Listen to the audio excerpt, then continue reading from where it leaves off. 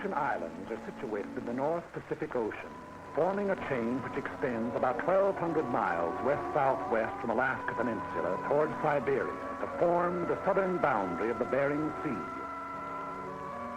The Aleutians comprise 4 groups, the Fox, Andreanoff, Rat, and Near Islands, and constitute part of the territory of Alaska, USA. Of volcanic origin, there are numerous combs on the chain, many of them still active.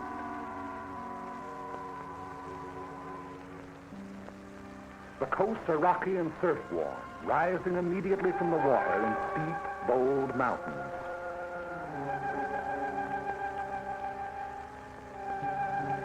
The Aleutians are the storm part of the Western world. A permanent low-pressure area prevails there.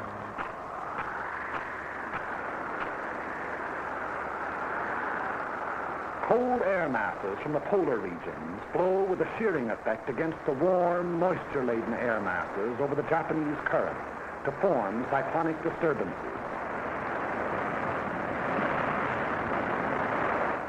Because of the Earth's rotation, these disturbances move from west to east, and this meteorological phenomenon constitutes one of the most dangerous weapons in the arsenal of our enemies, for it enables the Japanese to operate behind the moving curtain of a storm.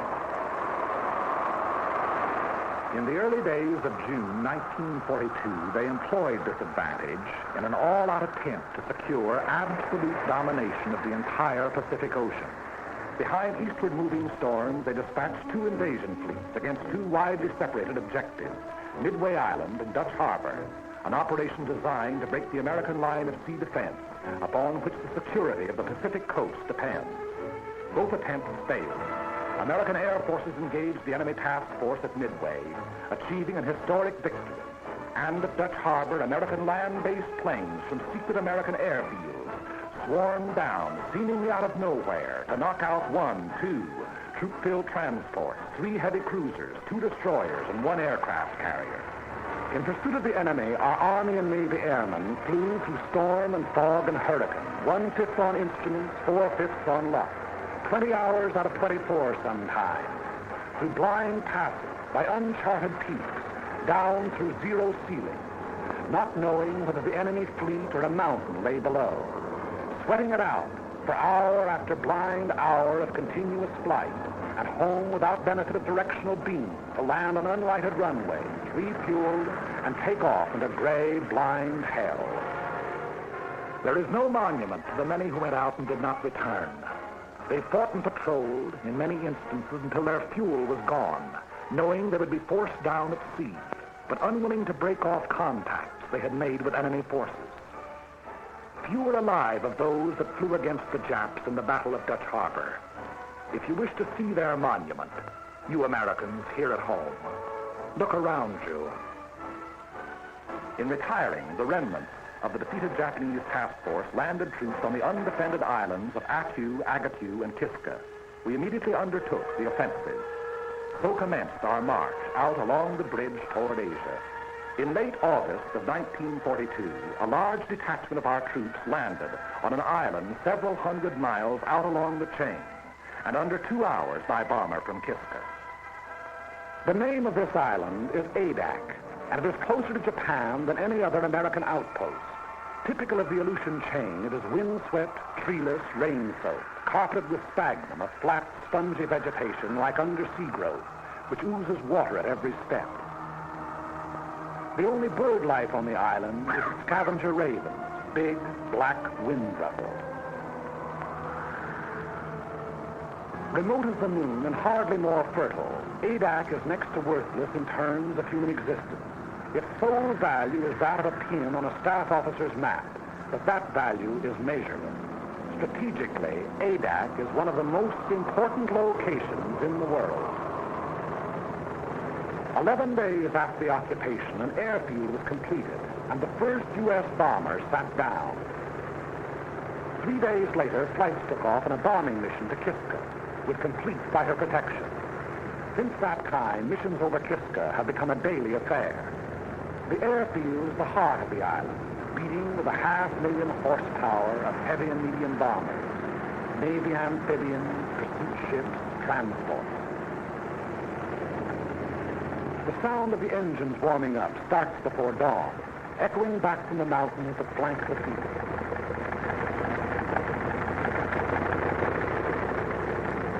Every day, weather permitting, the bombers take off on at least one mission.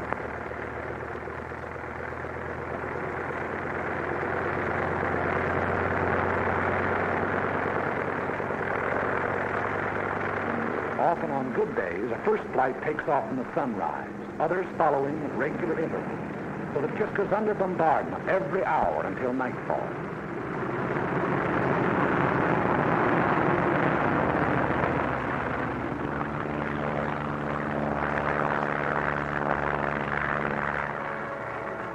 Equal in importance to the airfield, and without which the airfield could not exist, is Adak's excellent harbor. Landlocked on three sides with a natural island breakwater, it enables heavy draft vessels to come inshore and unload by lighter under almost any weather conditions. If the airfield is the heart of Adak, the harbor is its hungry mouth. Its demands are ever on the increase. By day and by night, freighters, tankers, transports deposit munitions, supplies, men upon the beach. Standing guard over all the defense installations, coastal batteries, anti-aircraft emplacements, machine gun posts. There is nothing vulnerable about Adak any longer.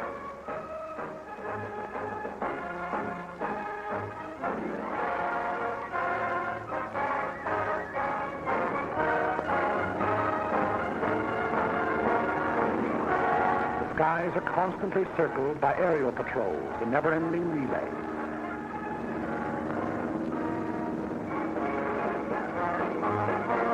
PT boats, those seagoing in-fighters, stand by in readiness for a surprise landing attempt.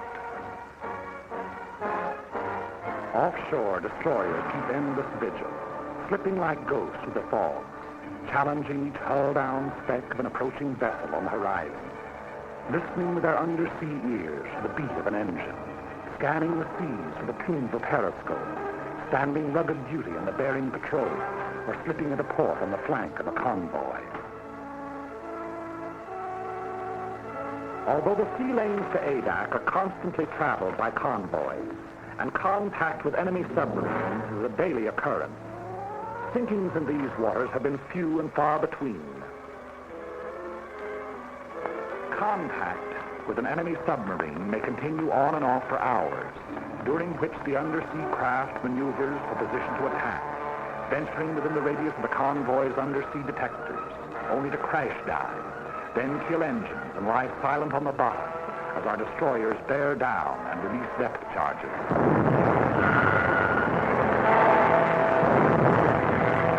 Our destroyers and Navy reconnaissance have held the undersea enemy well in check. The flow of men, munitions, and supplies flows ceaselessly on. The gigantic task of furnishing every American expeditionary force with the materials needed in carrying the fight to the enemy falls to the Army Service Forces. ASF is the bloodstream of our whole military body, maintaining its every organ and muscle. Adak presents a special problem. That the barren island furnishes nothing toward human needs save drinking water. Everything else must be brought here. Food, fuel for men and motors, machinery, munitions, shelter materials. Raise these basic requirements to the nth power. Add parts and replacements for everything from Caterpillar tractors to can openers, plus the operations of estimating, purchasing, assembling, transporting, delivering, and becomes apparent why the job of supplying a military force is now dignified by a $12 word like logistics.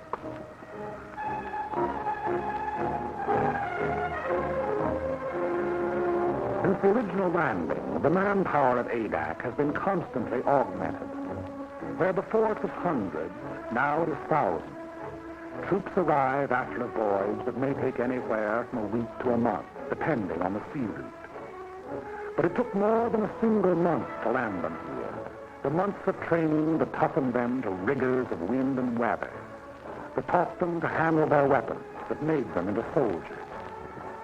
Add those months to the period of the voyage from the States.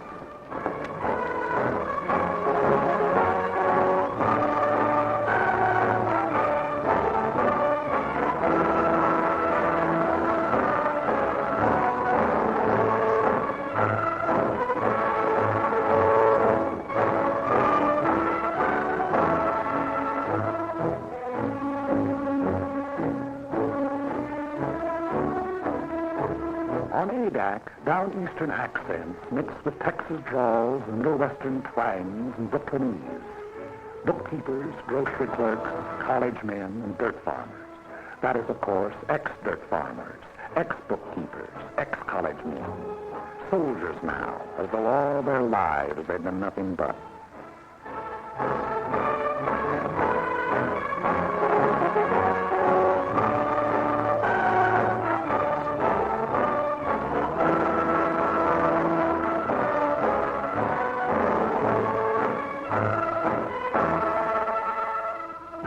Orders for the day, special orders and news, appear on the bulletin board.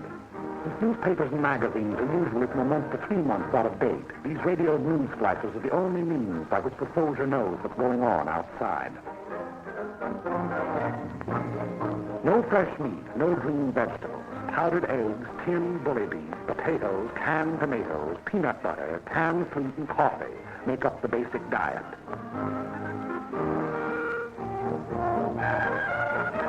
And biscuits, barrels full of biscuits. Appetites are huge. Officers and men attend the same mess. As often as not, an officer doesn't display the insignia of his rank. The salute is reserved for rare occasions, but discipline does not suffer. Customary military formality is relaxed, plain, simple necessity taking its place.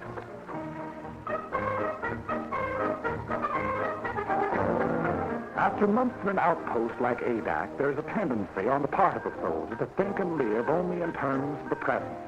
That faraway world from which he came begins to seem like a dream to him. A letter in his hand is proof of the reality of that world, of Saturday night dances, jalapenos and ice cream sodas, of sport pages, and shaving in the same mirror with the old man. A letter means more than his paycheck to the soldier. If he happens to be in the Air Corps, he'd gladly make an extra flight over Kiska for one more letter.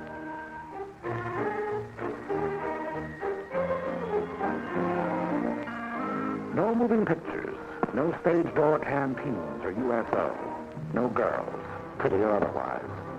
Nothing to drink, not even a Coke. Candy bars, cigarettes, and chewing gum are rationed. But you never hear any bellyaching. The extraordinary fact is that morale actually gets stronger the closer troops come to the enemy. On Adak proper, morale is first rate.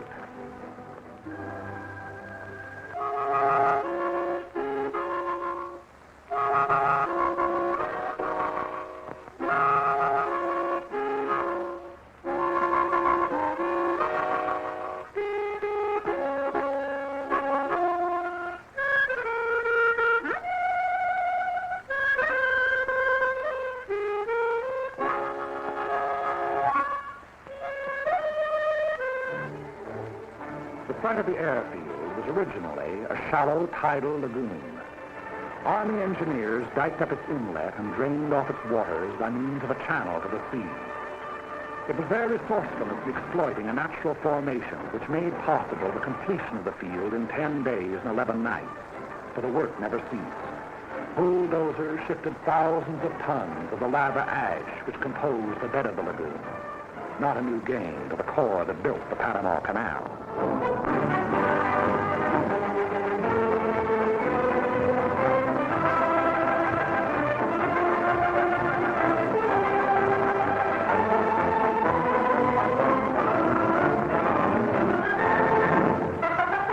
As the waters receded, grading crews followed, leveling and impacting the area in preparation for the final surface. This surface was not to be the usual concrete runway of an airport, but a steel one, whose sections had been prefabricated in American mills. It was put down by the infantry, of course. In 36 hours,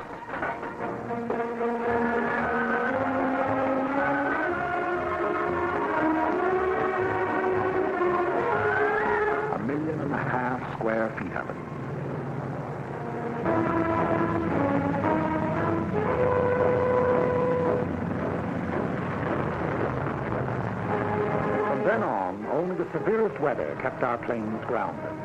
Local storms materialize, deluge the island, and pass on or dissipate, all within a few short minutes. It's a land of cloudbursts and rainbows. If you don't like the weather, wait a minute, the soldier says.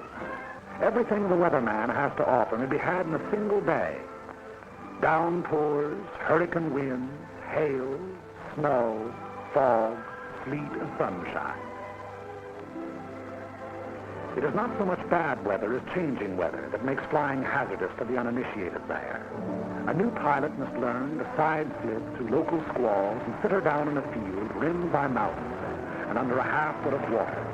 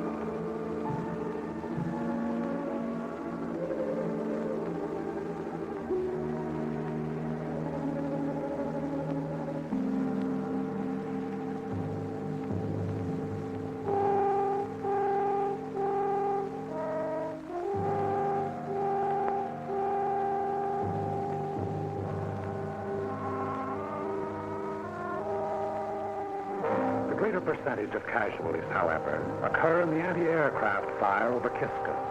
As a rule, our bombers make it back, but often they are sorely crippled and wounded or dead aboard.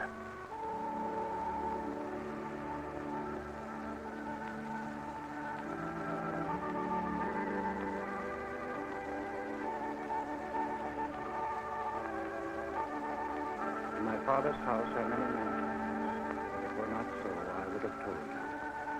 I go to prepare a place for you, and if I go and prepare a place for you, I will come again and receive you unto myself. And where I am, there ye may be also. And whither I go, ye know, and the way ye know.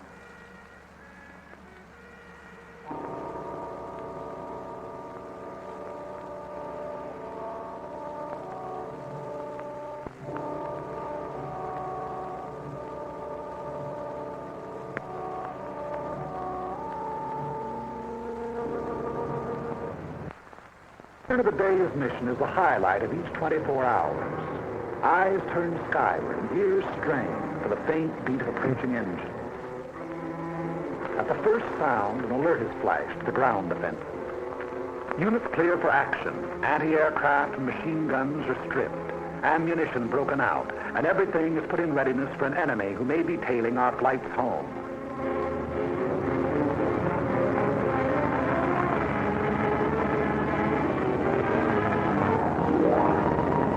Bombers went out, and 6 are coming back.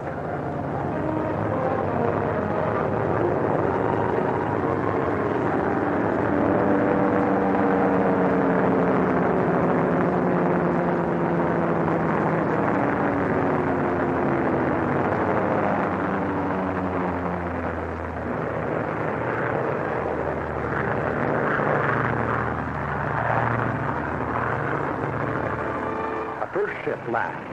The remainder circle the field, another coming to Earth each time around. Those damaged or with wounded aboard taking priority. It's a revelation how much punishment one of these big bombers can take and still navigate. Unless both sets of controls are shot away or an explosive shell finds the gas tank, the odds are all in her making it safely home.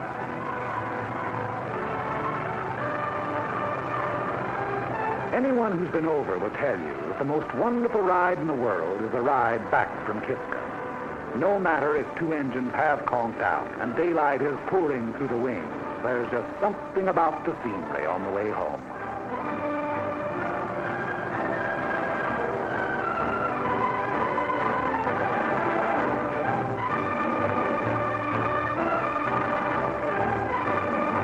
Crews proceed to the field operations tent of the Bomber Command, where they will be questioned as to results and observations.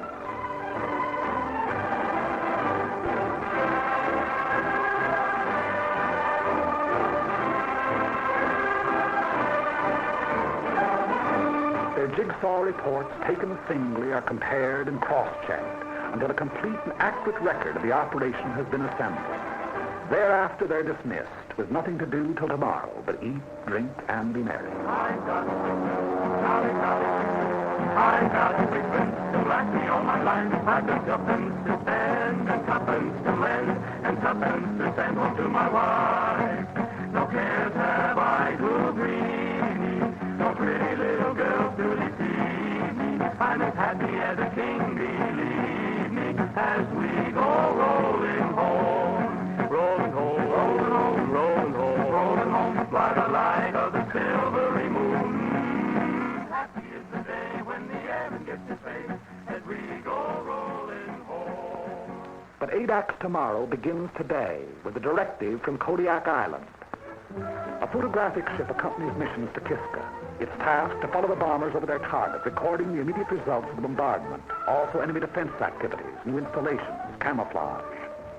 These photographs are studied by specialist interpreters and submitted with comments to the General and his staff officers, Colonel William Prince and Colonel C.M. McCorkle.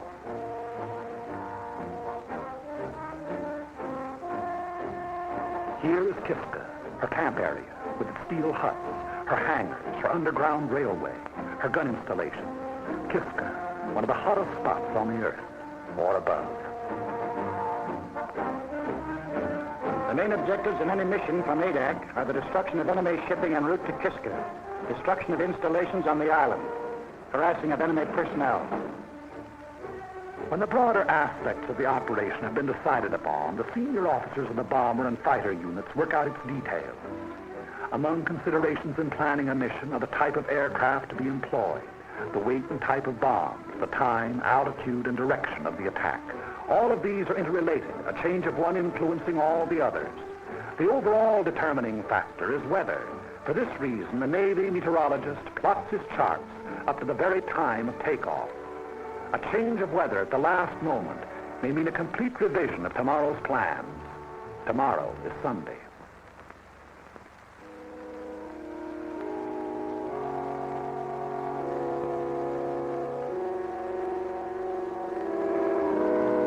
At their outposts on the island, Catholic, Protestant, and Jewish chaplains, not priests, ministers, or rabbis, but chaplains, all, are leading fighting men in their devotion.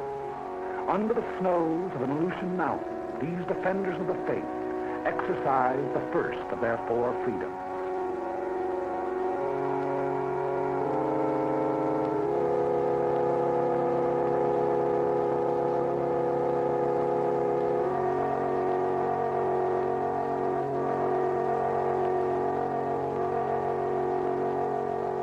But so far as the business of war is concerned, Sunday on ADAC is like any other day.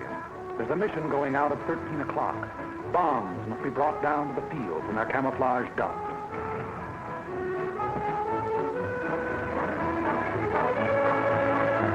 A heavy bomber carries either 16 250-pounders, 12 500-pounders, or 8 1,000-pounders. The size of the bomb to be employed depends upon the nature of the target. Since if the target is small, there's a better chance of hitting it with a salvo of 250-pounders than with a single large bomb. On the other hand, in congested areas, such as the campsite at Kiska, a blockbuster comes into its own. Tail fins and fuses are put on directly before the assembled bomb is hoisted into the bomb bay. When the time comes, bombs can be released either individually, in sticks, or in salvos. Belts of ammunition are brought to machine guns and fitted into receivers ready for firing. The rounds are put onto the belts in successions of 3. Red tip tracers, yellow incendiaries, and black regulations. Each moving part of each gun has been tended with watchmaker's care, and every belt of ammunition is cleaned, oiled, and checked before the takeoff.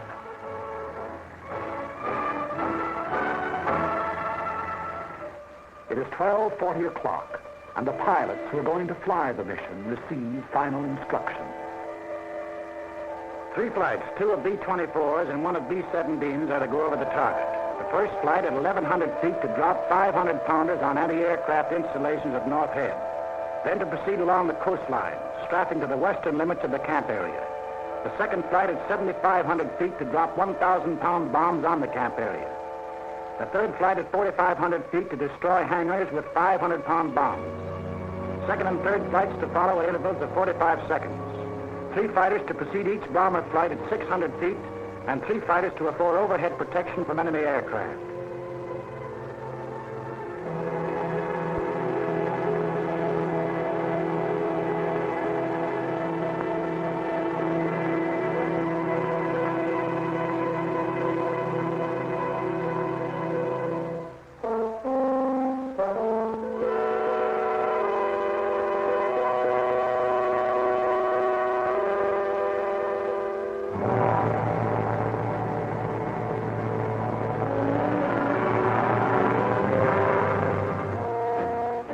Begin to assemble around the ships, awaiting the appearance of their officers. A bomber crew is a team, and the longer it's together, the better the teamwork. Theirs is a mutual responsibility. The safety of the ship and the lives of all the others may depend on any single member. Trust, respect are implicit in such a relationship if it is to endure. Maybe in the beginning you don't like the color of a guy's hair, but if he's all there at his job, you'll get to like it fine. Enlisted men eat, sleep, fly together. Their voices on the intercom become familiar, easy to understand, and understanding is vital. Every gunner knows the quality of every other's marksmanship and courage. The navigator can plot a 1,000-mile course over open sea and make a landfall. 8 men can testify. Trust and respect for the bombardier, the radio operator, the engineer, co-pilot, and trust and respect for the ship they fly. A monument ought to be put up to that pre-war fraternity of high school speed maniacs, for out of their ranks, our fighter pilots are largely drawn. They bring to their hazardous undertakings split-second judgment, inspiration, daring. Lieutenant George I. Riddell, 12 strafing missions over Kiska. Lieutenant Hawley P. Mills, 14 missions. Lieutenant Lyle A. Bean, 13 missions. Major Milton Ashkin, 15 missions. Lieutenant Henry J. Strankowski, 11 missions. Colonel Jack Chenault, son of General Chenault of the Flying Tigers. Colonel Jack has a 0 and a submarine to his credit.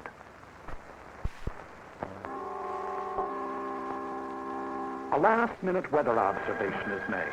The word is given to go. It's good luck and over the hill.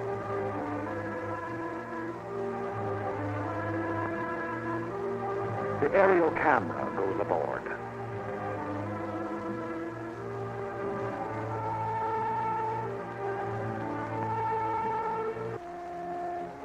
The bomber pilot informs his crew the exact part their ship is to play in the mission.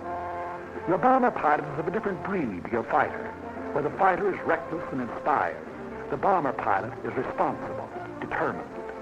Because of the size and imponderability of his ship, there are no last-moment decisions for him. And besides the big, intricate, costly piece of machinery that a heavy bomber is, he has the lives of 6 or 8 others to think about. 100 men, 9 bombers, 12 fighters, are setting out to attack and immobilize 10,000 men behind naval and military defenses. This is the significance of aerial supremacy. But behind this supremacy lies the enormous system which makes it possible for the ships to take off. ASF, Naval Convoy, Army Air Transport, the Corps of Engineers, Army and Navy intelligence, Signal Corps, Ordnance, and ground forces. These have done their part for today. The stage is set. Rehearsals are over. The actors are ready. The curtain is going up. But this is no make-believe drama. They will be playing for keeps.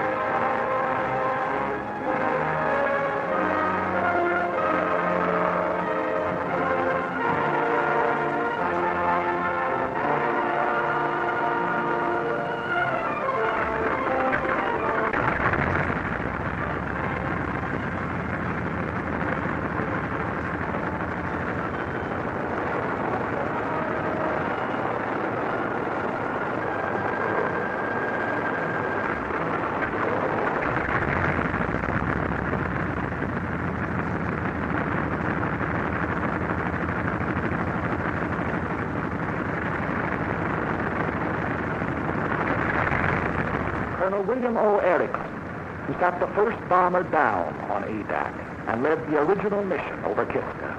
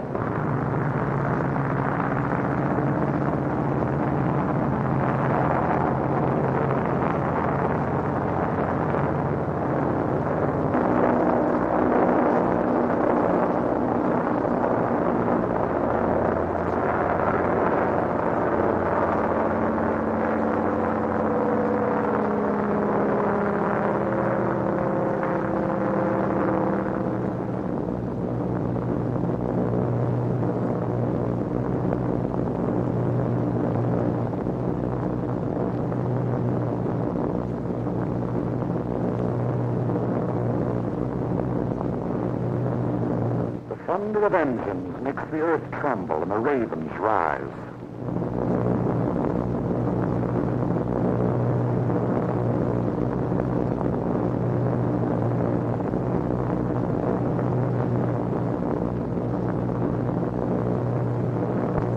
The echelon proceeds toward Kiska. It's about an hour and 3/4 from Adak to Kiska, one of the most hotly defended of enemy-held areas. Kiska is also one of the most strongly fortified. The Japs have dug in like so many moles. An estimated force of 10,000 goes underground at the sound of our approaching engines. We cannot, by air attack, hope to annihilate. We can only harass the force on Kiska. cripple the island's defenses, keep the enemy from adding to its resources, while we build our own fighting strength to the day and the hour when we shall undertake a landing operation.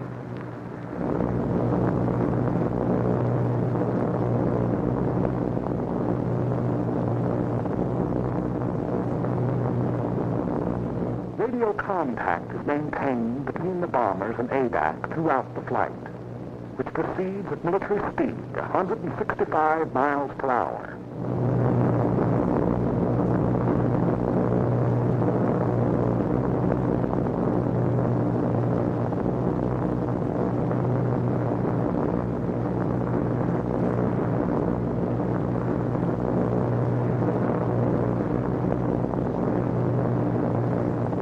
During the first part of the journey, the waist guns are swung into position, turret mechanisms tested, and trial rounds fired.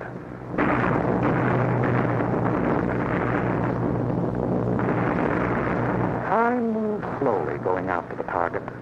Crew members have even been known to play stud poker. The route is quite familiar by now. Many pilots and crews have made the flight 25, 30 times.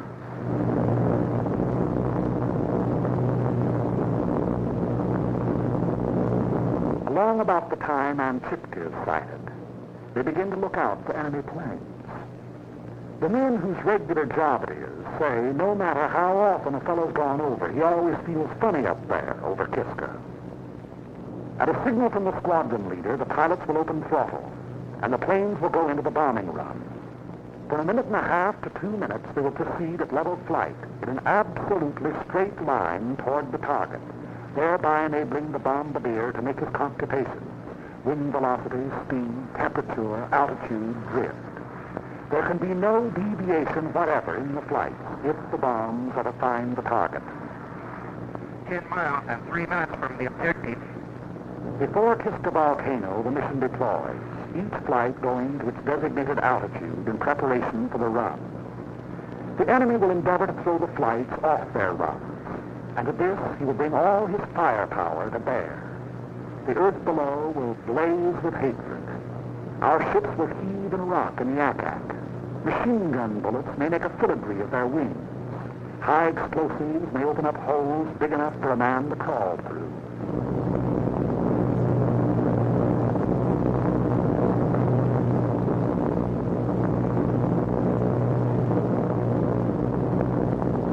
Little Kiska, outer defense of Kiska Harbor. Bomb bay doors open. Bomb bay doors open. 6 degrees right open. The object is to hit the target, not to avoid anti-aircraft. Remember this, you're just as liable to run into it as away from it. The best way is to forget what's happening outside and make the run by instruments. That way, if it comes, well, you just look over your shoulder and see a man with a long beard, and you say, "Good morning, Father Abraham." I want every man to stick by that gun until I say he can leave. Use every round of ammunition on that ship. Fire straight at the gunpipes until they stop. If we're hit and have to bail out, there'll be plenty of Navy around to pick us up. Okay, shall we give it to them?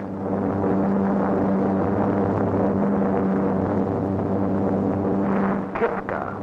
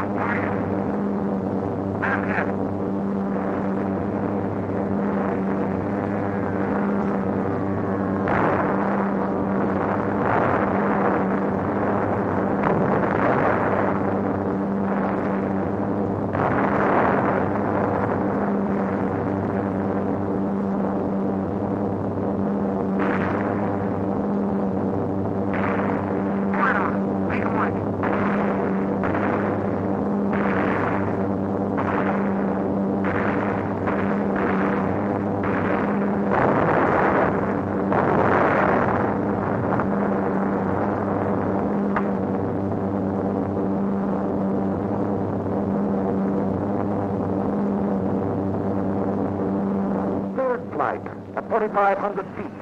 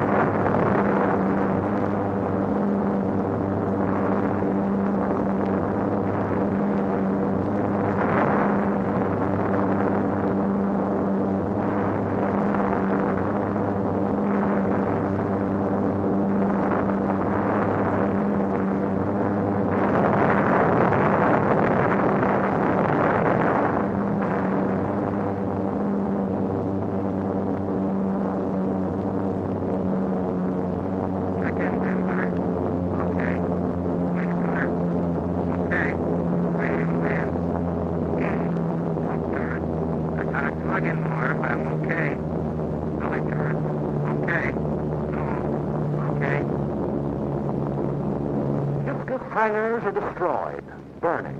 Our bombs found the target. 9 bombers came out, and 9 are going home.